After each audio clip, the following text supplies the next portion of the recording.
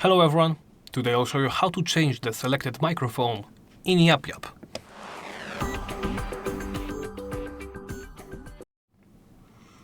If you have multiple microphones connected at once to your PC, you may experience that, for example, you have lower voice quality in-game than you should have.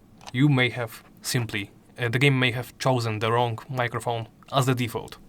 To fix this, simply open the options menu, go to audio and hit this option next to microphone.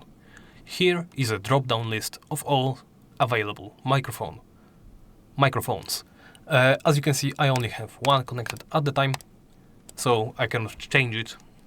But in your case, it may be different. Simply select the drop-down list, select the microphone you wish to use, then hit close. And that's it. Thank you for watching, and please remember to like, comment and subscribe.